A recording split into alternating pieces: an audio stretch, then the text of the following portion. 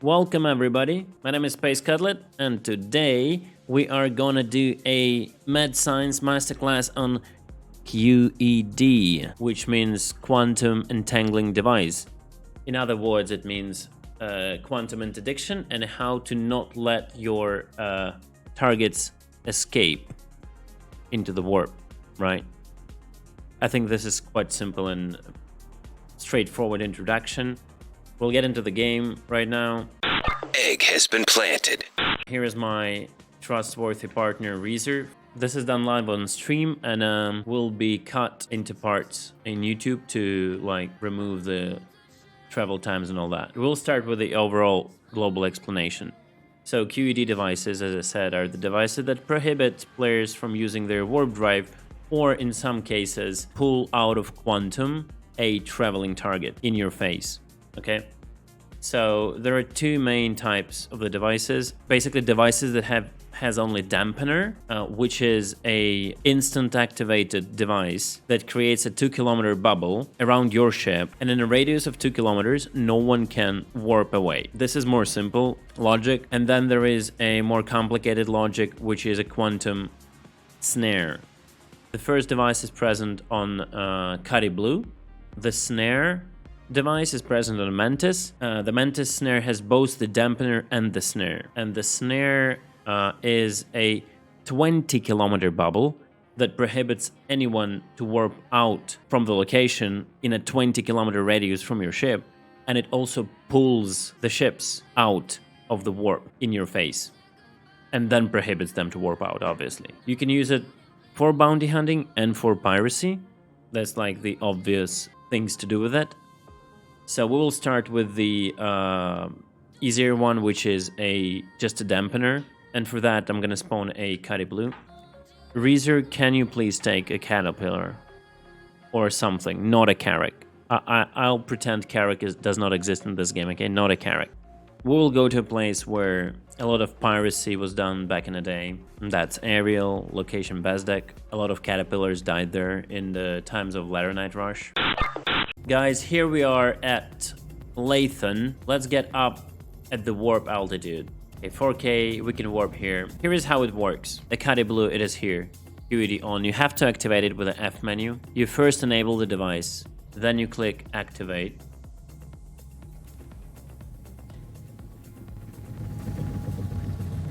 You can hear the sound. You can see the visuals. It's just a bit dark, just a light to see that. The bubble is on. While target is below 2 kilometers, he cannot warp out. Reezer, can you confirm you cannot warp out? You can see this thing over here. Yes, that is indeed the case, Sutton. Well, as you can hear, he cannot warp out. So the moment I breach 2 kilometers, like this, can you now restart the quantum drive, please, and tell me, can you warp out? Or are you still jammed? It shows that I can jump out now? Yeah, so you can see he can jump out now. The trick here is... Reezer, can you start speeding away just in a straight line out in space?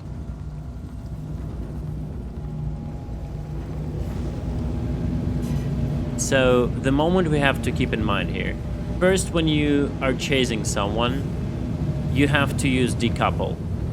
It will let you freely drift around your target, not controlling your thrust. And you just utilize your strafes to keep on to your target. So we're now playing at European servers, which are the best ping for me. But you gotta understand how this thing works. What you see on your screen is not what's going on the server. What you see on your screen is the future of what's going to happen with you on the server, because it takes time. The reason I was talking about the future, Reezer, I need you to just fly in a straight line, maximum speed. I'll just let him build up the speed, so I show you this. You have to accommodate the positional desync. What you see on your screen is not what's going on with you on the server. On the server, in reality, you're always behind to what you see on your screen, because there is server smoothing compensation, and also your just usual latency. Here he is going at his maximum speed, and let's stay at the edge of 2 kilometers.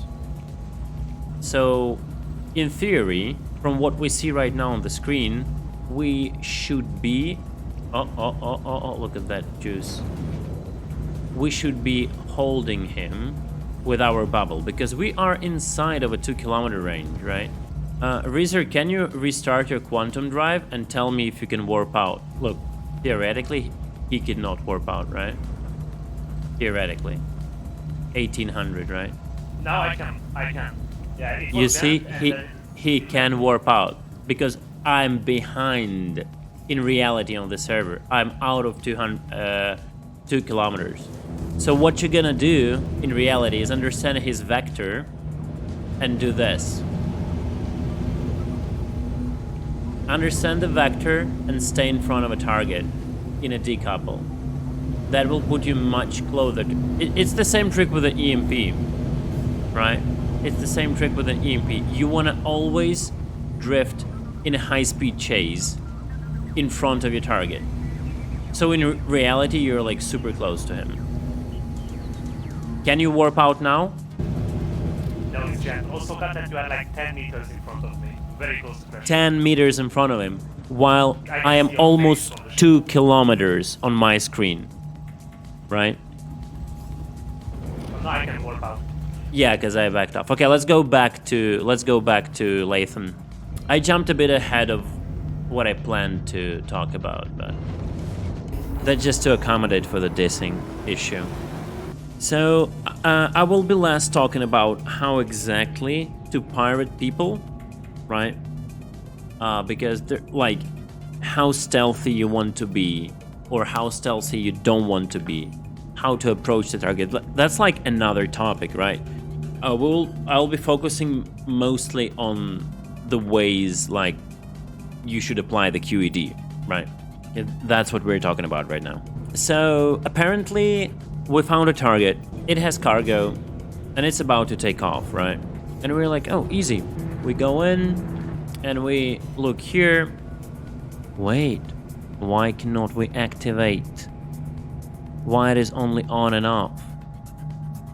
Well, it's because every armistice zone has a green zone. Green zone is something that prohibits you activating QED devices. The usual green zone for a dampener is 5 kilometers from the center of the outpost. So what that means, here we are able to activate the dampener. You can see at the top of the screen, quantum dampener activated. When we close in at like from 5 to 4 kilometers, it will just deactivate. So what's the approach to this? Luckily, Ariel has a thick atmo, which means ships cannot warp out lower than 3 kilometers, 3,000 meters. If we make a simple math, we understand that our bubble is 2 kilometers, minimal warp out distance is 3 kilometers, which in total is 5 kilometers, and that's exactly what we need. So if you position your ship perfectly fine and don't lag with your brain, you're able to not let a trader, especially in a slower ship, warp out, right? Your approach can be different. Do you want to stay stealthy and then appear when he is already taken off? Do you just want to hover above him like a Mantis? It doesn't matter. It's like your personal pirate or whatever approach. I'm not discussing that right now. The main idea is you stay around 5 kilometers. You activate the dampener, probably when you see the target moving. Reezer, can you start taking off and trying to fly away? Just do your best to try to fly away. You don't go down not to kill your dampener, right?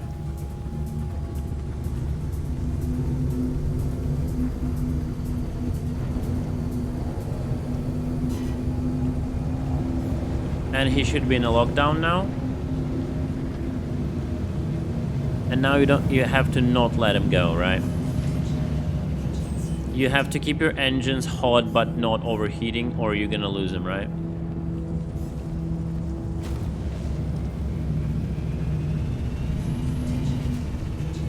And now he can warp out, actually. It's like his moment to warp out. right? But probably he's looking for a point, and at this point I'm catching up, and he missed his chance to warp out, right? Because like Herrick's are super crazy on boosting, right? You have to keep like your afterburner ready for this like change of courses, of changes of you know, vector changes, right? You have to be very gentle following, not to break your vector too much, so you can easily maneuver. Like keep it like kilometer, you know, or so. You see, he will burn away. You gotta be ready for that. You gotta be ready for that. But that's the entire idea. Well, I mean, yeah, he will start attacking you, but obviously you're probably not doing it solo, right? You see what's going on now? Like, I'm barely managing to keep up with the vector change. And he can utilize that. Like, Herrick's, he can even warp out right now, if he's lucky. Because Herrick's are, like, so good at that. Their maximum speed doesn't allow them to escape. Like this. I'm overheating. He'll warp. He'll probably warp right now. Right. But that's the entire idea.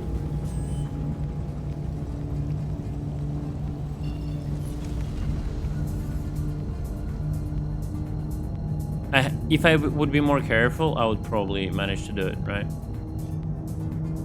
My quantum is slow.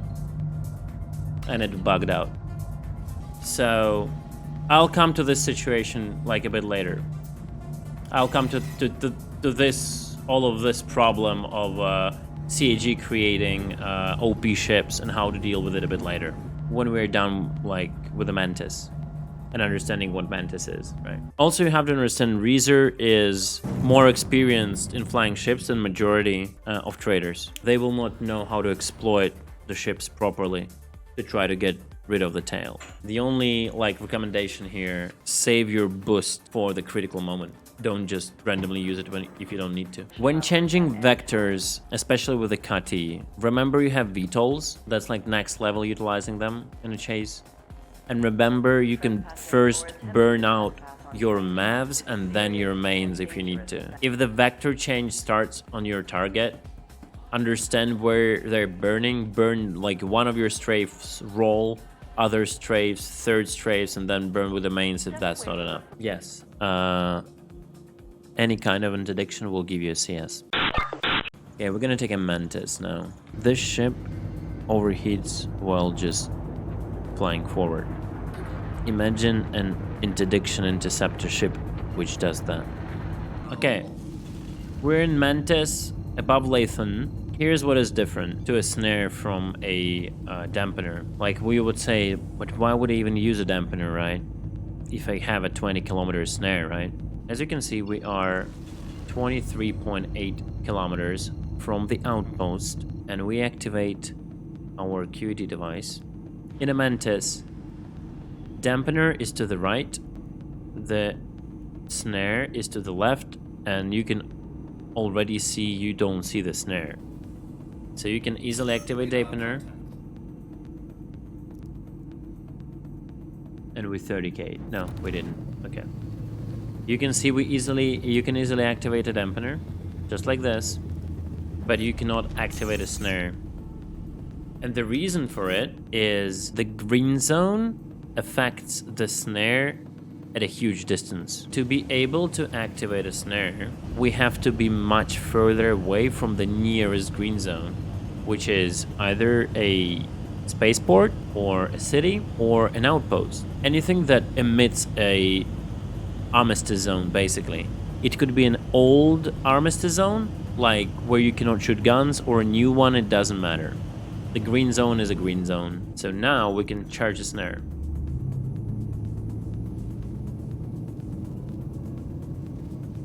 That's the second difference from a Dampener. You cannot instantly activate it. It takes quite a bunch of time to charge. And then when you put it down, it has a twice longer cooldown before it can charge again.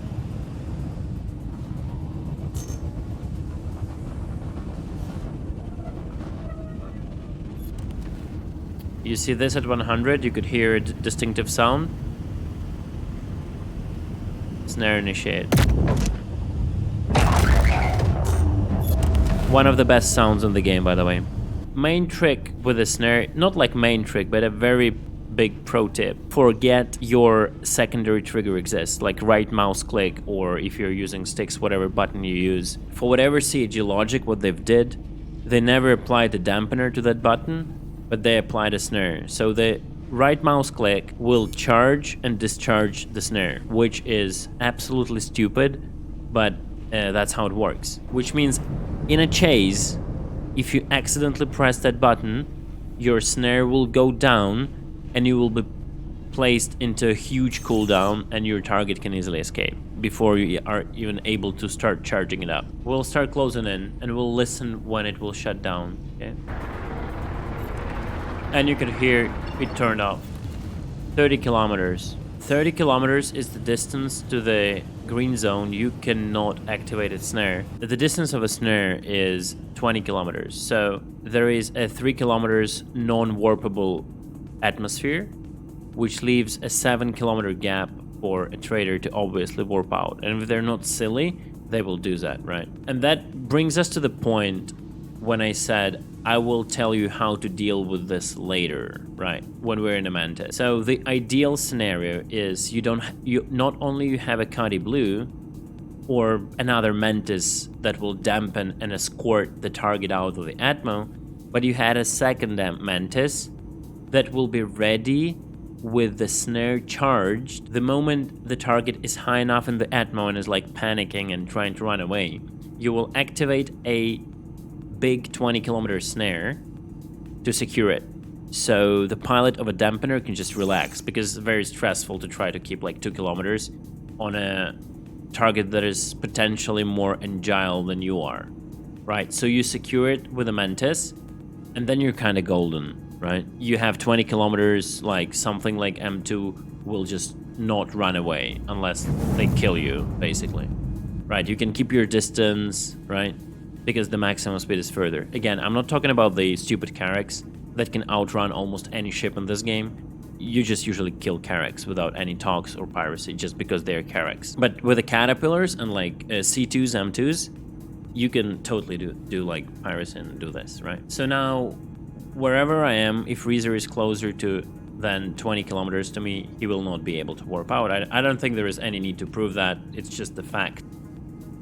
We get to the like main question, main topic: how to pull out from Quantum. I just don't want to I don't want to do an example of Ariel to Hurston. It's one of the hardest interdictions, Ariel to Hurston. It has reasons to it. The distance is super close. Reezer, can you get to?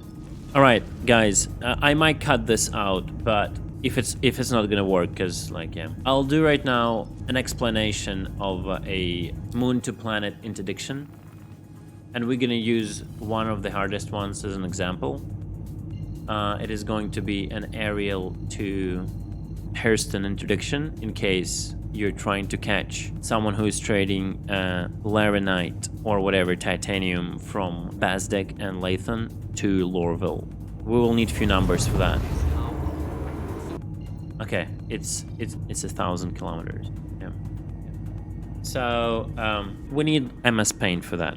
Hello, MS Paint. Let's draw something. It's not going to be super pretty, but it's going to be self-explanatory. Okay, we have a planet. We have a moon. Let's draw it bigger. Just let's assume we want to interdict everyone who's going from a moon to a planet. And when I say everyone, I mean any ship that warps out from the vicinity of the moon. And when I say from the vicinity of the moon, I mean theoretically the ship goes out of Atmo, then warps to any OM point, and then warps to a planet. So I just looked at it, and we know that distance between OM points on Ariel, between two OM points, between two like opposite OM points, right, is 1,000 kilometers. Next part of the calculation will be going to Hurston and checking out our exit point, okay? And we're gonna do that. And now we know that the exit point is 1,200 from the center of the planet at Hurston exactly. And we'll write that down. Okay, so 1,200 kilometers. We'll mark it 1,200 kilometers. Exit point. That's the distance where the ship exits a quantum to a celestial body. So you would say, hey Cutlass, but that's fucking easy, right? You just jump from Ariel to Hurston and you just enable a bubble and you stay there. And that's it. No, that's not how it works.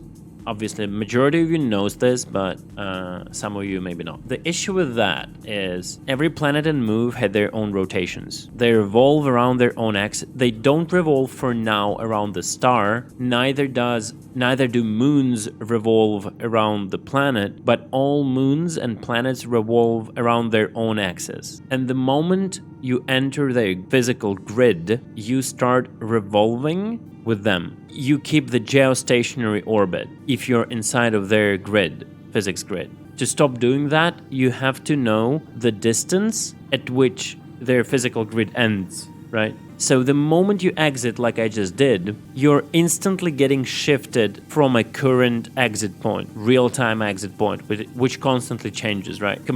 Relative to the planet. So the point now, the idea is to figure out where the physical grid ends. And that's what we're gonna do right now, okay? It's a bit tricky and stupid, but that's the workaround, citizen. For that, we're gonna probably need a right side. I think it is something like 2,500 kilometers.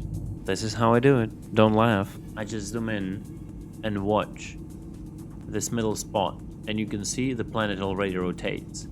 It slowly moves, and it means we're not in its geostationary orbit, right?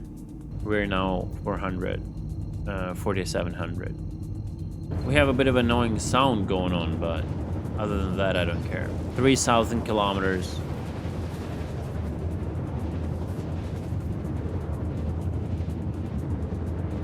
The planet is still rotating. Below 2,000.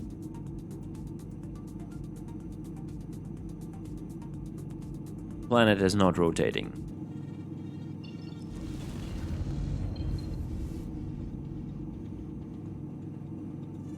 It is 2,000 then.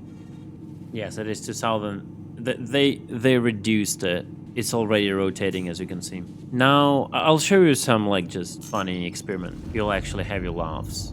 Reeser, can you please warp to me? Just make sure you warp to me from the back. Don't go to me from the OM point. We're gonna wait for Reeser. I'll show you a funny thing. I'll show you the transition of another player into a grid of a planet from the perspective, like, of another player, of me watching on it. And it will show you guys why. It would show you visually what happens to your ship and why you cannot stay geostationary while trying to QED.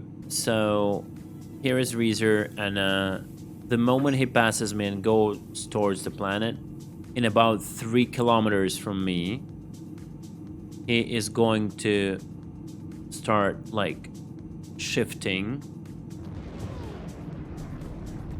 And you'll see that.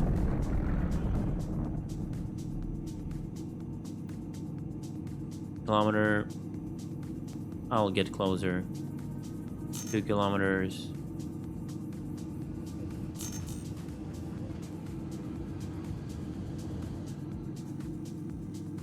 Look at the speed he is moving away. That's your 20-kilometer bubble. Right? Boom. You're already not at the point of interdiction. That is the actual rotation of the planet, the speed at which it rotates.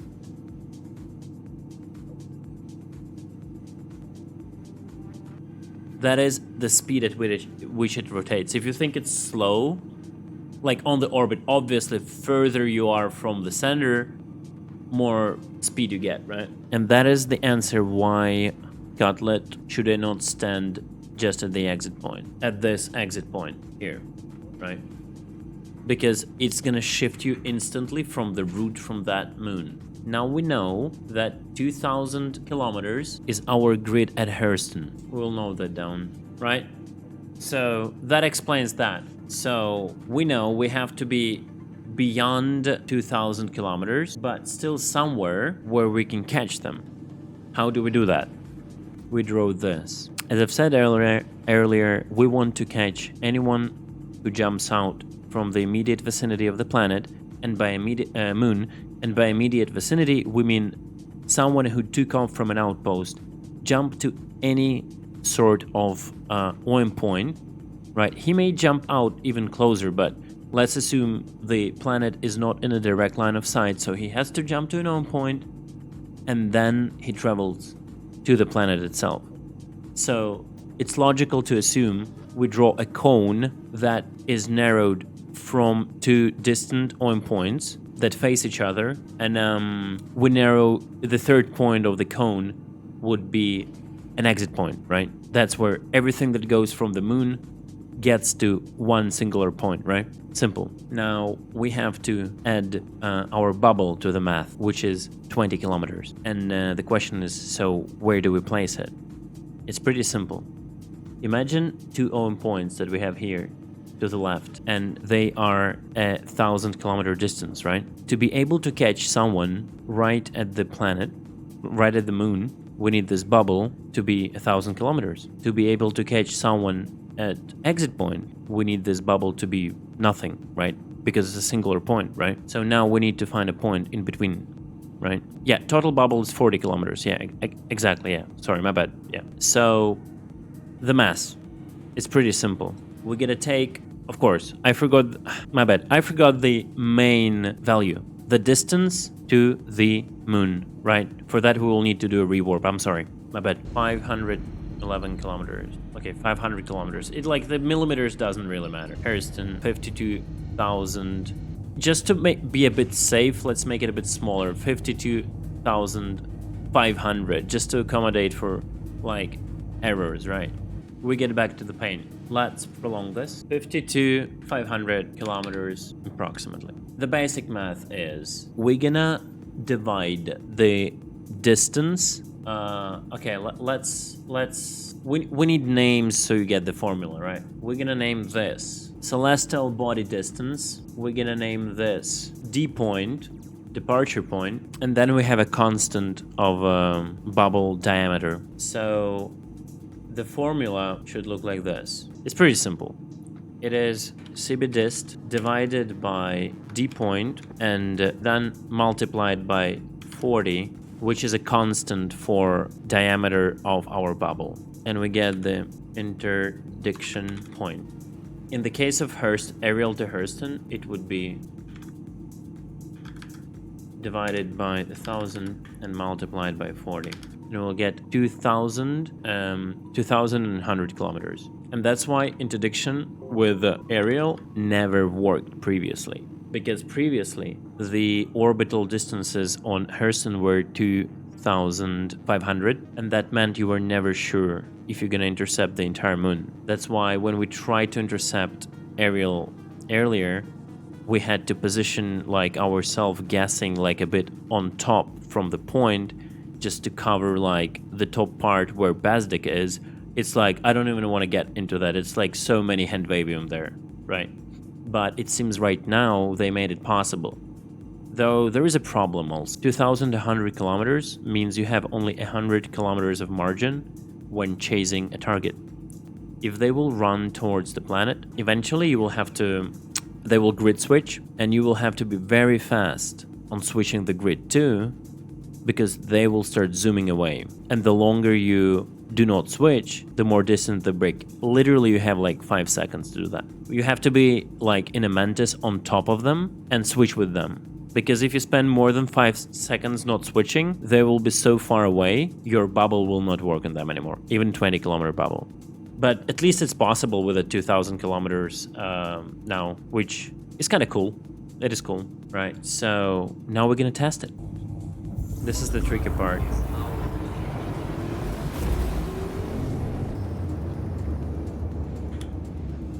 Engines are off. System check. I have to not get into the geostationary, right? And I did. That's why it's tricky. You can try to like rotate and burn away, but you're like desperately losing distance. I do not recommend doing that. Every time you have to go full back, because if you're not going full back to aerial, you're not realigning properly. I just want you all to understand how much shit we have to eat as pirates for zero profit. Because CAG just cannot make it like simple, like we've told them how to do it.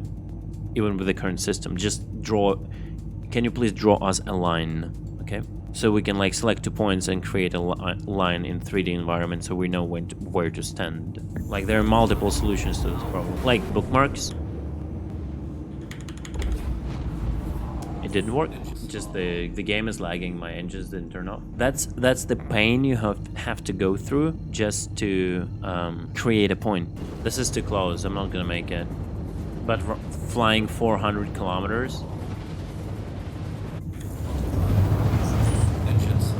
Like, I clicked it instantly. Okay, let's do it again. That's why I say, like, aerial is the hardest, because if you look at the map, you can see the aerial is the closest moon. The closer this distance is, if you look back here, obviously, if CB distance is smaller, everything gets smaller, including this marginal space that we can stand in and create a bubble, right? Actually, let's continue. We have the value, right? We'll place a point here. Place a point here, draw another line, mark it like this, do this, name it as maximum interdiction, maximum full CB as celestial body interdiction distance, and we will then go make this, call it a interdiction margin. I don't know, doesn't matter, random words, but just to so kind of you understand what's going on. Okay, let's move on with what we're doing. Engines are off. I think I'll have to slow boat, and you have to be like very straightforward here. If you deviate a bit, you're deviating, like if you don't go directly to the center, you're instantly moving away from the path. When we are at 2100 kilometers, that theoretically should cover both of the own points, right? This is our 40 kilometer bubble. And you can obviously understand what's going on, right? Why you cannot place it closer to the moon. Though,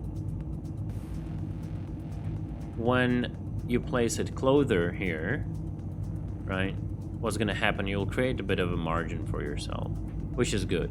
So obviously, if you're ready to switch the grid along with the trader, standing somewhere 2050 kilometers, 2020 kilometers would be beneficial to you. You'll create a bit of a margin for the on point jumps. We're almost there. The thing to remember when you do this, you operate into Hurston's comlink. Right now, every moon and planet has their own comlink. If you wanna not receive a crime stat, disable not aerials, but Hurston's comlink. Better disable both. All right, we can start. Yeah, you cannot activate a snare when your quantum is spooled. A lot of people do that mistake. Those are two contradicting each other things. Theoretically, if server is feeling alright, we should be able to interdict both guys. Reezer, can you please jump to aerial? Can I have one of you guys at OM 1 point, the other person at OM 2 point, please? Bubble is up. That sound get me always a bit hard, I don't know.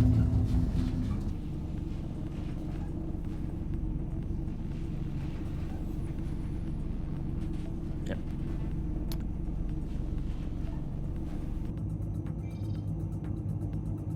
Oh wait, it worked. Here we go. It's just on the edge, boys. Because aerial is so close.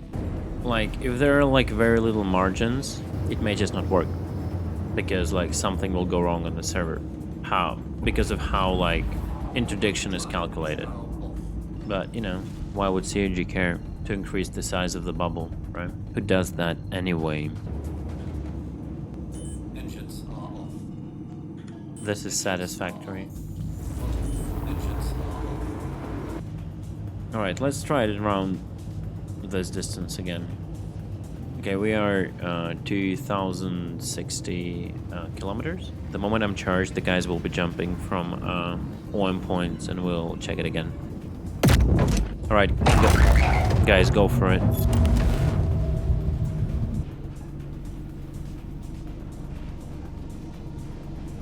See? It doesn't work. Oh no, it did. You see? 100 meters. 100 meters margin, right? It kind of worked. So this could be a caterpillar, and then you start chasing. And be sure to transfer with him into the grid, because he's gonna run for the planet. Trust me, he will. I'll use you as a caterpillar example. Take off from Bazdeck, you know, and pretend you're a trader. And then start like running to the planet. So we are right now standing on the edge. We're like 6 kilometers. Let's pretend that we've interdicted a caterpillar, for example, and we're chasing him to the planet. We're trying to talk to him. He constantly runs to a planet, right? And inevitably we reach the zone of the switch, right? So I instantly close up on him, right? I lock him, I see where he's moving, right? He's burning. I try to burn into vector. I understand he's doing that maneuver, right?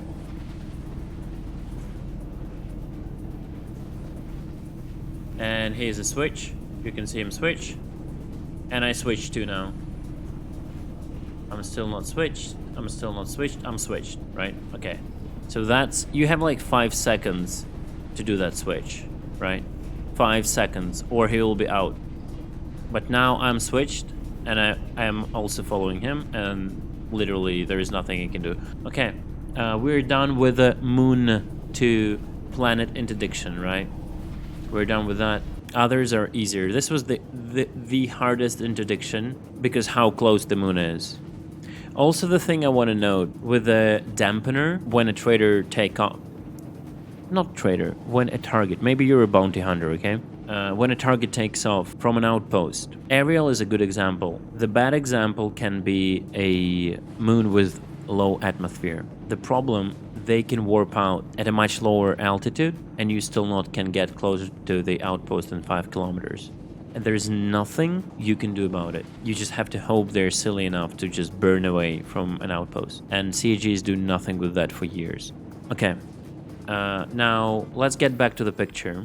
Basically, I won't even draw any new pictures. It's just the scenarios that can happen is point to point, like Lagrange point to Lagrange point. In that case, the D point value is super low. You just take off from a Lagrange point, and unless you physically drift away hundreds of kilometers, your entire D point value that is like to the left will be like 20 kilometers or like 50 kilometers, 100 kilometers, which will be a kilometer like at the end of the route or even less. That's like an easy catch. If your arrival point is another Lagrange point, it doesn't rotate. So that means you don't have to accommodate for a planetary rotation grid like geostationary orbit.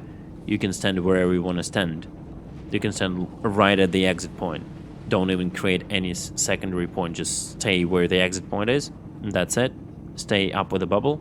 It just will be the matter of comlinks. You may want to stay a bit further to not get into the comlink, right? That's like super easy. There is literally no explanation needed with that. There could be a planet to a Lagrange point situation. In that case, again, you have your D point distance, but your exit point is easy. It doesn't rotate. You can stand right at the exit point. You can stay a bit away to not get caught in the comlink. Just calculate very easily what's your interdiction margin is and stay there. There's nothing hard with that. Yeah, and there is like planet to planet, like interplanetary capture, right? That's also easier than we just did with the aerial, right? So it's the same logic. The same logic that is present on this picture, but the CB distance, CB dist, is much more higher. The D point is also bigger, but it's smaller relative to the CB distance, right? So let's say we are interdicting someone from Hurston to Microtech. Our distance is 38.4 million. 38 million. I need the Hurston from OM1 to OM2 on Hurston. 2,853. Let's even say 3,000. 3,000 multiplied by 40. 500,000 kilometers. That's your margin. Stand wherever you want in 500,000 kilometers. 512,000 kilometers. That's why I say interplanetary is kind of easy. Literally, we can test it. I'll just randomly stop somewhere. Here we are. Just random stop. Below 200. I see you can start jumping to Microtech. While Icy is jumping, can you measure the distance between Eta and Aberdeen? What if we take the same logic and use it in the formula? What if we, instead of 3,000 input 105, we have 14,628. What this means is, yeah, if you want to interdict just the Hurston, you can stay almost half a million kilometers. If you want to interdict the entire planetary system, like all the moons around Hurston and Hurston itself, anyone who warps from there to Microtech, you will have to stay below 15,000 kilometers, which is totally fine. It's a margin of 5,000 kilometers towards the comms. You will not be even in the comms, right? All right. Let's see if that works.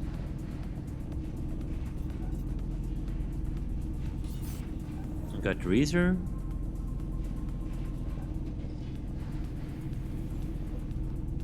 And I got Icy. Look at that.